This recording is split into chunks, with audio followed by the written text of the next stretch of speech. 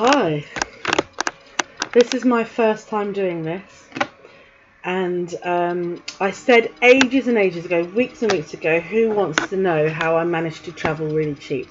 Everybody who knows me knows that I love a good bargain when it comes to travel, and I've been meaning to do this video for ages, but I've had to have loads of help from Aiden to download a particular type of software, trying to learn how to use it, and hopefully I can get this working without things not crashing on me and stuff. But yeah, you know that even though I've got FND and I've been in a wheelchair for 8 years already, which is a bit nuts, I don't want anything to stop me from seeing the world. I absolutely believe that God has given us an amazing world, and I love seeing different cultures, different traditions. I love it. I love learning about different people groups, what they wear, how they react to things. They're just fascinating. So anyway, I've prepared a list of things to share with you, and also if I can get it to work, I'm going to try and share a couple of pictures of some of the things that we've done and how we've managed to keep prices down with accommodation and things. But the first biggie is always the airline. So the cheapest flights I think I ever bought, I think I got a £15 return to Inverness from Bristol, and I think it was £12 there and £3 back, so it was 15 quid, and I didn't need a suitcase, so I didn't have to pay for that. So 15 quid. And then I've also managed to do Sweden for 8 quid. That was pretty good. We went to Athens last year. That was 25 quid each way. Morocco, I think I did Morocco last September for £33 each way. So there is a way that I do it, but I'm going to show you how I do it. So let's just head on over to the web page of EasyJet, and then I'll show you how I do it. So I have done mainstream Europe, but a lot of times also I've done a lot of countries that used to be behind the Iron Curtain, because they were always a lot more cheaper. But just to show you now, so for example, I'm looking at Bristol, and I'm going to put in Toulouse, which is kind of south of France. I'm going to look up September this year, and as you can see, it comes up towards the end of September, or no, mid-September, it starts coming up pretty cheap. So I'm going to put in 19th, 25 quid, and then to come back, maybe 31 quid, try that. Then I'm going to ask it to show the flights. And depending on just how much time I've got to be away, I would do a 3-week view, and then I can see what is the cheapest ones are flying out and the cheapest ones are coming back. So I'll go down to September, and then as you can see, the cheapest dates to go out are the 19th, the 25th, the 26th, 27th, probably a couple pounds more. So I'm going to just to show you easily, I'm going to click on the Tuesday the 19th of September, and then coming back on the Friday. So that's like a three night mini trip, isn't it, really? And then continue. So basically that return flight is 53 quid 30p. Now what I tend to do, I don't normally buy my hold bag, because I usually just do that later on when I've saved a bit of money for the trip. So just to get the flights at a really cheap deal, I'll just do continue with standard fare, which I think it's doing, yeah. And I'll just literally pay for that, so I've secured the flight for that price. And I never bother with any of this. I never bother with paying extra for extra leg room, or And to be honest, I'm in a wheelchair, so I have to have assistance, and I'm normally placed in 5 to 7A, B or C. So I never pay for sorting out my chairs. And quite frankly, even if I wasn't disabled, it wouldn't really bother me where I sit either. So I would then, yeah, just skip the seats. I'd skip everything really. Skip the seats, skip that. You have to keep going through this, which is a bit of a pain, but you just skip it all the way. Don't bother with buying food or anything. I won't bother with buying suitcases. I'll just take a small cabin bag, because basically I can just log in later to my account with EasyJet, and then I can just add a suitcase. Sometimes if you leave it too long, it will cost more money. But now if I wanted to take, for example, this one, 15k bag, which is plenty enough, it would be 48 quid. It's almost the cost of a flight. But I don't do that, so I'm just going to skip this and pay it later. Pay for a suitcase later. So the grand total for a trip to Toulouse is 53 quid 30. That's how I do it. The other thing actually that I didn't prepare for you, I also look up car hires as well. So before I book anything, I'll look at the best prices for the flight, and I will also look up the best car hires, what sort of price I'm looking at. I'll also get an idea on who wants to come with me too, because then we just split the cost. But I'll tell you a bit more about that in a minute. Let me just try and get back to this OBS, see if that's there, and then go back to full webcam. There we are. Right, hopefully this is all recording as it should. So let me see what I've made some notes here, right? So the first one, look at budget airlines and the flights, and I book months in advance. So the most expensive flights I've ever bought, I think, were for Israel.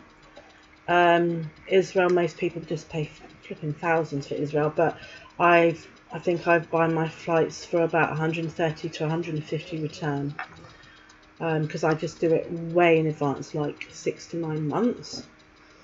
There's another place. I've discovered another really cheap airline, which is Pegasus. So I'm able to fly into Istanbul really cheap for maybe £40 each way, and then Turkey it can get me to other places. So later on in the year, I'm hoping, God willing, unless it all goes wrong, to get to Georgia and Armenia, which is next to Azerbaijan, which is also next to the Turkish border. And got the flights really, really cheap, because I went with Pegasus and flying into Istanbul and then across to the borders or straight into Armenia and Georgia. So always look way in advance. So Wizz Air. So for the first time, we're going to be flying with Wizz Air. So back in November, I was looking at Wizz Air for people, and the prices were crazy, really crazy. The accommodation was nuts. It was coming up to £2,500 for a place big enough for 6 people. And the car hire for 6 people and my scooter was coming up at 1,500 quid. And the flights were just ridiculous. So I just said to everybody, we're not going there. Look, there's no way I'm paying hundreds of pounds to go to Norway. And then in January or February, I was just having a look through Wizz Air and found flights return for £30 each way, right up into Tromsø, which is right in the north, in the Arctic Circle. So £30 each way. Then we found a massive house, which can sleep up to 12, but there'll probably only be 6 of us going, and that's less than £1,000. And then the guy that's got this house rents out his 7-seaters for €100 a day, and we won't need it for the whole week. So we'll probably have the vehicle 3 or 4 days, and then we'll just split that between all of us. So basically, Norway, which is normally an incredibly expensive country, we're doing really cheap. I haven't added that up actually recently, but it will be really cheap. Probably like 100 for 100 each, is it? 120 each? I don't know. I haven't done my sums properly, but it is very cheap for Norway. So the next thing I put on my list was go to countries where the Iron Curtain was. So if you go to any of those countries like Romania, Bulgaria, Hungary, Czech Republic, Slovakia, obviously not Kiev right now, but Ukraine, all of those countries are so much cheaper than France, Spain, Germany, Amsterdam, Austria, Switzerland,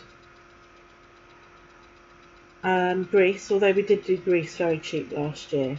But if you just want to start off just exploring through Europe, then those countries which were behind the Iron Curtain fell back in 92, 93. They are so much cheaper for everything, for food, for accommodation, for car hire. Another thing I do, which I absolutely love doing because I love researching. I do really love and enjoy researching. So say once I've picked a country and I'm thinking, is this a country I'd want to go to? Is it going to be cheap enough? Then I'll also go onto YouTube and I'll do 10 best things to see in this country or 20 best things to see in this country. And I might do on YouTube something like 4K drone. So when I was researching Georgia, now why did I start thinking about Georgia? Because I found out that Georgia does paragliding for wheelchairs much cheaper than other countries like Spain or Greece. And before you all freak out and think, oh well, it's probably because they're not as good. No, they have really good, what's the word? Not referrals. Oh, darn it, I can't think of the word right now, but you know what I mean. They are good. They're really good at their job. So that's when I started thinking about Georgia. I started researching it, started seeing how beautiful it was with the Caucasus Mountains, how cheap it was, even like eating out for a 3-course meal with a glass of wine, you can get it for like £3.50. Not that I'll be able to do a 3-course meal anymore. Barely do a bowl of soup right now, but that's what I started doing with Georgia and Armenia, just researching on YouTube and also pulling up itineraries. So not on YouTube, I would also put in a 7-day itinerary for Georgia or a 14-day itinerary of the Caucasus Mountains. Or when we went to Athens and Greece last year, I put in places more unusual for tourists to go to. So we found out about Meteora. And then I love maps, so I bought a map and then I would plot out on the map where we would go and the areas that we would stay in, how far the distances were. Yeah, and I quite enjoy researching and planning itineraries and all of that sort of thing. So yeah, that's the other thing I do. So that's number 2. And then another thing I've done, and I've done this for years, is I've worked out a budget every day. So I would work out, right, how much do you think realistically I need to have every day for food and water? And then sometimes I've even put them into envelopes, and then I've been really strict and said, right, that's just for that day, that's just for that day. Or I've put a bit extra, or I've taken a bit extra for one day if I'm going to pay for somewhere to visit, and then have less the next day because I'm not really doing anything. But yeah, I have a budget, and I do literally live on a very cheap amount. So God willing, if I am in Morocco next May, not next month, now the month after, I will easily be able to be on £5 to £10 a day of food and drink. That won't be hard at all. Especially as I can't eat so much now. So that's another thing. Budget every day. I'm quite strict about that. Right, at the airport. Now I've got some stories about this, but I haven't got any photos to show you. But so oh yeah, I need to write down that as well. Trousers. I must tell you about the trousers. But I don't have any pictures of it. But anyway, so buying meals from the UK. So I would never buy a meal on the airline. I might sometimes, if I'm desperate, buy a hot chocolate or a coffee or a tea from the, when they go up and down. But what I tend to do is go to Boots or WH Smith and buy a meal deal. And depending how long I'm travelling for, or if I know that I'm not going to be near any shops when we land or near our accommodation, I might even buy 2 meal deals. So I'll have a meal that's on the plane, and then later on at night, if we've got to the hotel and I'm absolutely wrecked and tired, then I've got another sandwich and drink and whatever afterwards. So that really saves a lot of money, just buying a meal from the airport. The other thing I've done is take picnics. And I do remember once Kevin Brooks was with me on this occasion, and we were meeting Iden. I think it was probably Romania. We were doing the Romania trip, and I got to the airport, and what I'd done was I bought some wraps. I love wraps, and I bought some coronation chicken filling. And when we were going through security, he tends to just go off because I think I embarrass him a bit, you know. And they said to me, you can't take that through because that could be a threat. I was like, well, I'm not throwing my coronation chicken away. I love coronation chicken. They said, well, you're going to have to go back over there and then put it in your wraps and then chuck the pot away, and then we'll let the wraps go through with the coronation chicken in it. And I remember Kevin, actually, I must have been near Kevin thinking about it, because I remember Kevin saying, oh, just chuck it away. And I'm like, indignantly saying, no, I'm not going to throw this away. I'm not going to waste all that lovely coronation chicken. I'm going to go and make my sandwich in a minute and come back to you. So, yeah, that was funny. I hate throwing food away. It's so wrong. And then the other thing I do that I think sometimes I get a bit embarrassed about, but I literally will take my big flask, the 1 litre flask, and I'll also take my thermos cup. And I've got like a little pencil case, and in my pencil case it's got like tea bags and sachets and sugar sachets and coffee sachets. And every time I go to a hotel in this country, I just get them all, and I get other people to collect them all. So I've got loads and loads of really nice coffee sachets and sugar, and then when I'm at the airport, I might buy a little pint of milk, or if Kevin's gone to what's it called? Not KFC, the other chicken place, Burger King, and he goes and gets a meal, then I'll go and get some of those little milk things, and so I've got a little bit of milk in my drink, and that saves me a lot of money travelling.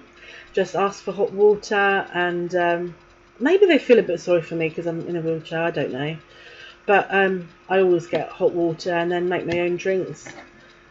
Although I will say this though, when I went to Istanbul in February to have this big operation done, and I knew that the last drink that I could have was 11 p.m, I went to Starbucks and got the biggest hot chocolate with whipped cream on top and grated chocolate flakes. Oh, so good.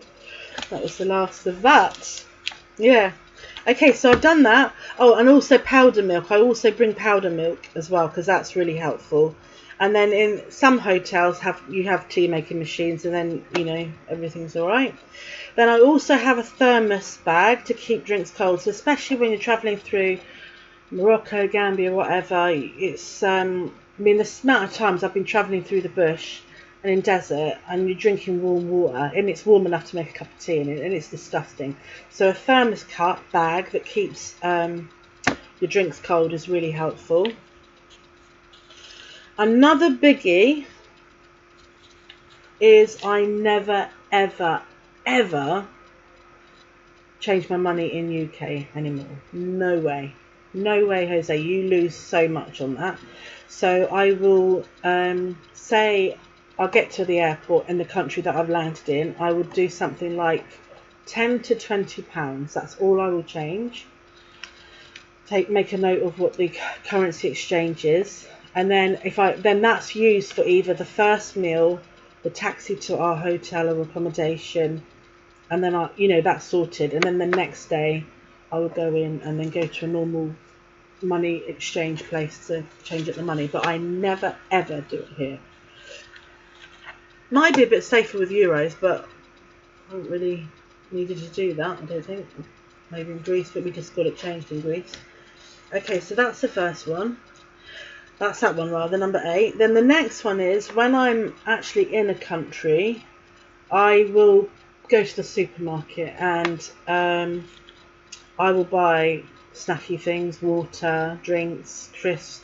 I'll definitely buy picnicky things, unless it's a country that's really, really cheap. So sometimes I'll do picnics and sometimes I will do, eating out. It just depends where I am. Greece, for example, was mega expensive. For us, it was expensive. So we ate in our accommodation all the time. And I'm here, something. It's all right, I'm here. So we had the most amazing meals actually because we were in a self-catering apartment.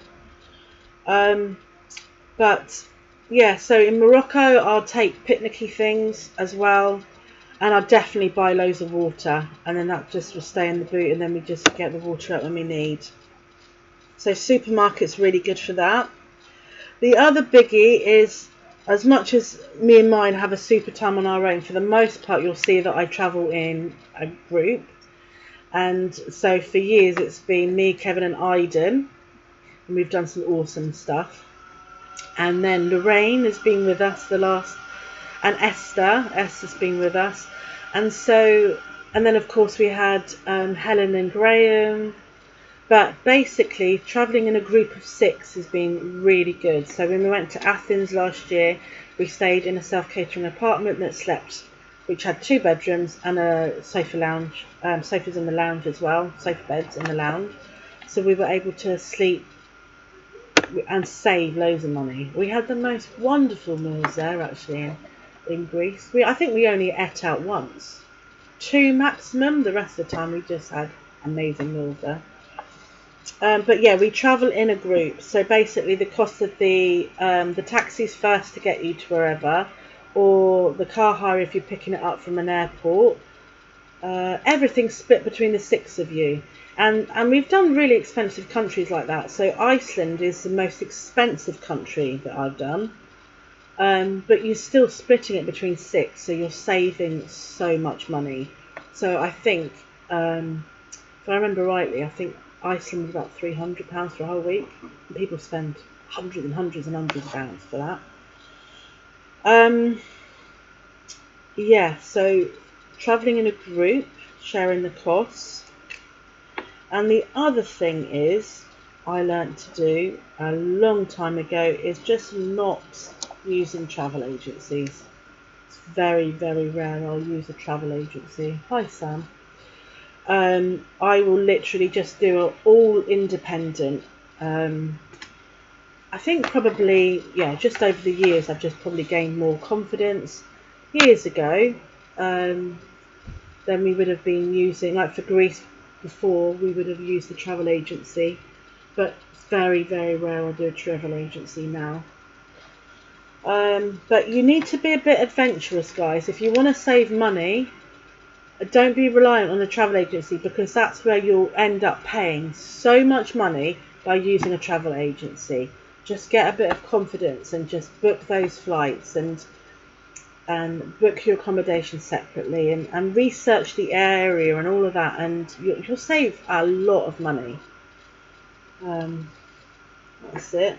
Another thing that we've done is talk to fellow travellers and hikers. They have such valuable information, and they'll know about places that most tourists don't know. So the people that are like intrepid travellers, they will be able to say, have you heard about this place? It's like nobody really knows about it, but go there, it's really great. I love talking to fellow travellers, even on planes. When you're just sitting there on a plane and you're a bit bored, and then you talk to somebody who actually goes to that country loads, and they'll give you loads of valuable information. I remember once, we were in Sweden once, and Sweden's really expensive for eating out, and they said if you eat out in the evening, it's loads more money to if you eat out at lunch. So we found this place, me, Kevin, Iden and Martin it was, and we found this 3-course meal place for lunch, and it was just chock-a-block with food, and I think we paid £8.50 each. But if we went out in the night time, I think it was just like 20 odd quid each. So you just learn from listening to other people and talking to other people. Yeah.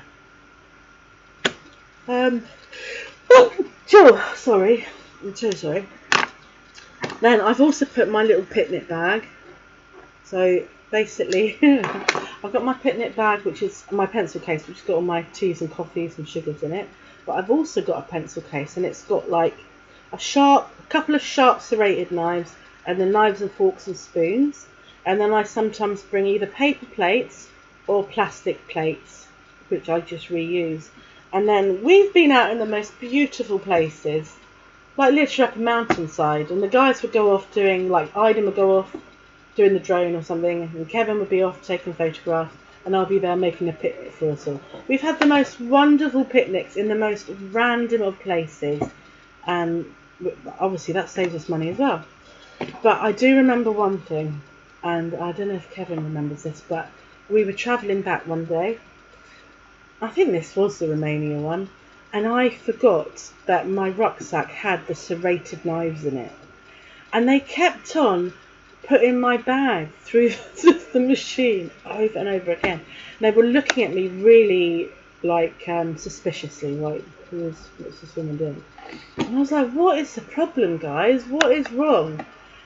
And they were trying to get me to confess to something, but I didn't know what I was supposed to be confessing to because I'd forgotten about these serrated knives. And in the end, they pulled out these serrated knives, and they're like, what are you doing with these knives? But that you're about to take on a flight. And I just cracked up laughing. I was just like, I'm so sorry, because I've been having lovely picnics in your country. Kevin probably hid away at that point because he was like, oh, flipping at Ruth, you're unbelievable. But yeah, I had to hand over this serrated knives, by the way. They wouldn't give them that. I couldn't put them in the hold because the whole luggage had already gone through. So I lost one or two very good knives on that trip. So that's my travel, my little picnic bags. Oh, here's another one. I travel out of season as well. So most of the time I wouldn't go July and August to places, especially the heat. I'm not brilliant with heat. I mean, I've done heat, but I'm not great with it. So I would May and September, April, October. Those April, May, September, October are really great times to go travelling in places. Really, really great. You really do miss the crowds when you go travelling in those times. And very often it's warm enough. It's plenty warm enough. I remember when we were in Athens in May last year and we were walking back to our car at the Acropolis. We were walking up the hill and we were thinking, oh, I'm so glad it's May and not June or July, because it would be absolutely boiling here. We'd be really struggling. So yeah, April, May and September, October, good times to travel. Okay.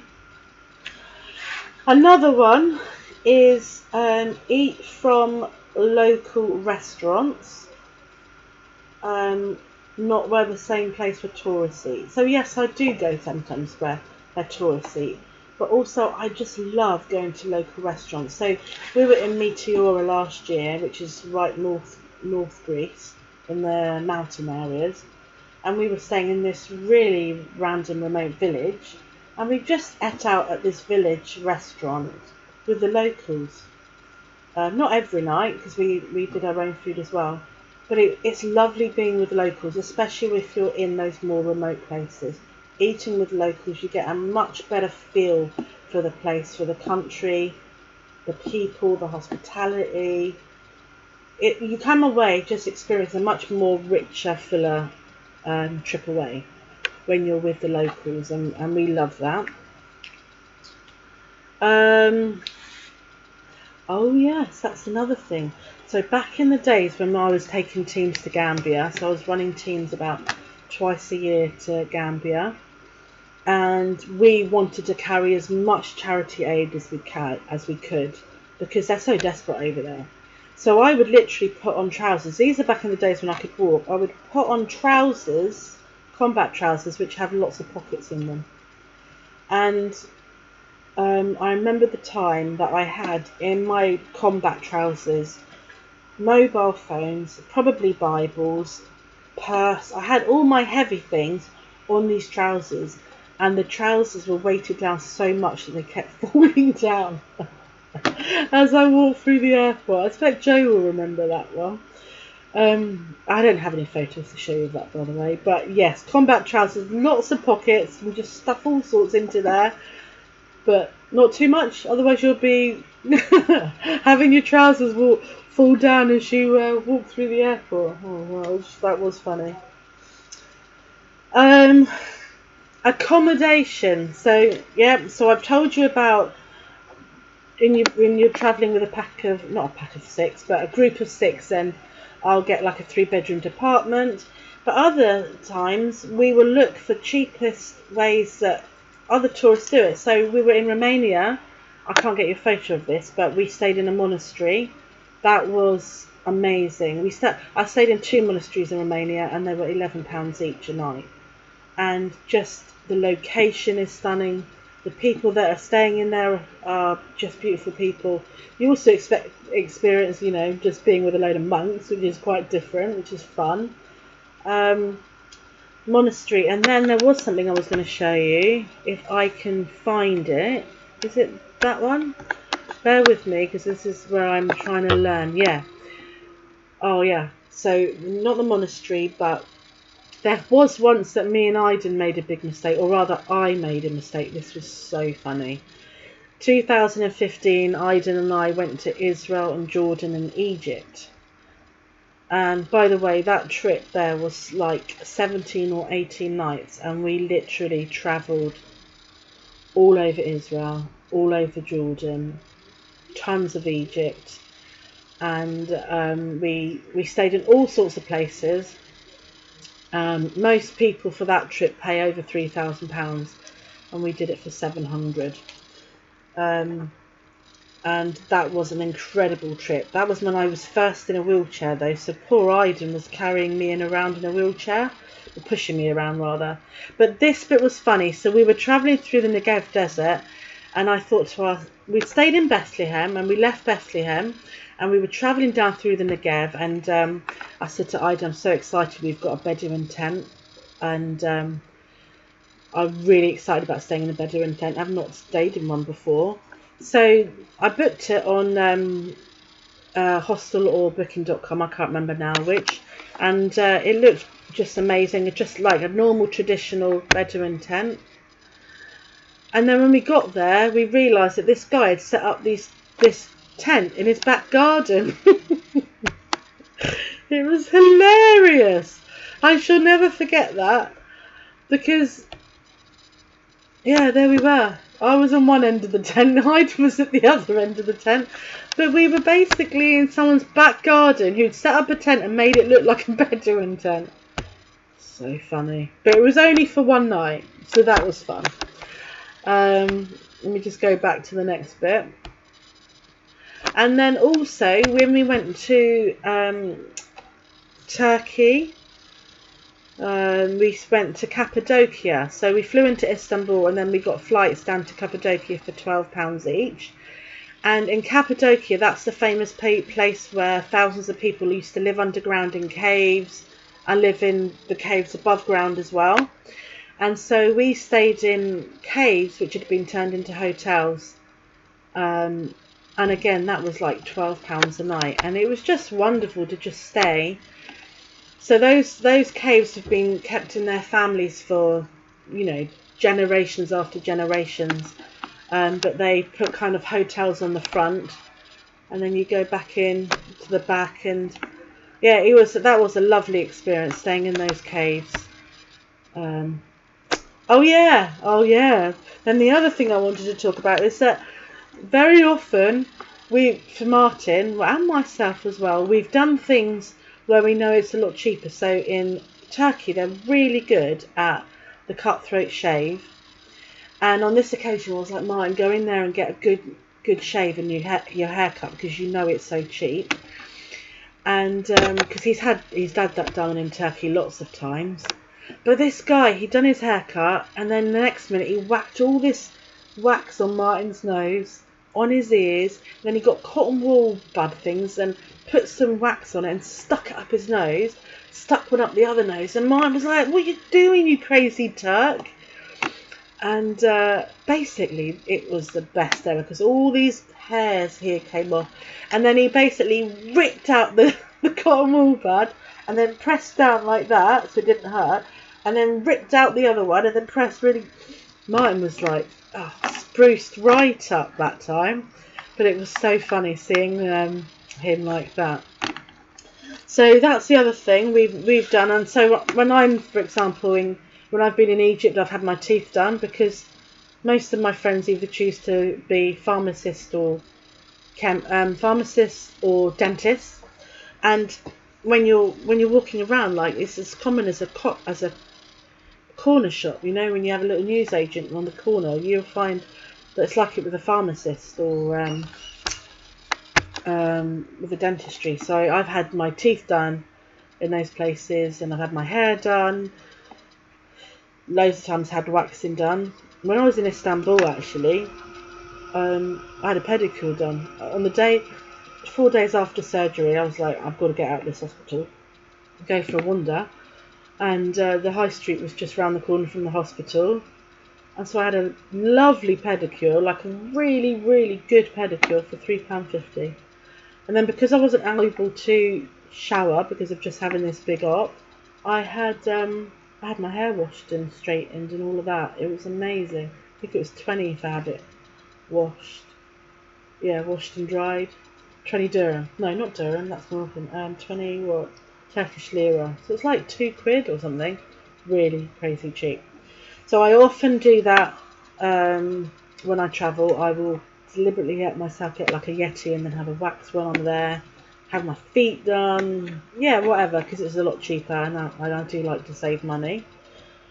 The other thing that I always do is keep accounts. So every single day I will literally write down everything, even if it's a can of juice or a bottle of water. If I have bought extra, I will record every single thing down, including tips, and then I've got a record. So from 1 year, so for example with Turkey, I've got records which go back 10 years, and then I can compare. Or if I'm going back to Morocco and I haven't been for 3 years, and I'm thinking, oh, how much is it going to cost from the taxi from the airport to the centre of Marrakesh? Because I know that they're going to try and pull a fast one on me. So I'll pull it up and I'll say, right, yeah, actually, 2 years ago, 3 years ago, I paid this. So I don't mind paying a little bit extra, but actually you're trying to tell me that it's double and you're just taking the mickey. So I always keep accounts. I always keep accounts of everything. Anything else that I should say that I've... Is there anything else? I'm sure there was another story or two I was going to share. Let me just check on my phone and I'll have a look, because I did write down something else. No, I've done it all. I can delete that note now. Notes for everything. So yeah, that's my little video on how I travel cheaply. I really hope it helps you. If you want me to email over, because I do have it all typed up and it's on my holiday folder, then I can email that over to you. Just PM me if you want, and I can send that over to you. And if you want to do something but you don't have the confidence to do it yourself, then I'm totally happy to help you find cheap flights and accommodation. I'm totally happy to help you do that if you want help with that. But yeah, just get outside the box and be adventurous and just do it, and you won't regret it. Because honestly, the world out there is so exciting, and all the different people groups, and so exciting. I love it. Never tire of it. Yeah, but I hope you've enjoyed this video. And now that I've kind of figured out OBS through Aiden's help, I shall do some more of these, but maybe not the same subject, because that would be stupid. But yeah, and if there's other things that you want me to talk about or share about, any particular websites that you're interested in, or what are the main airlines that I use, airlines and car hire places, then yeah, just contact me and I'm happy to do that for you. Alright then, bye.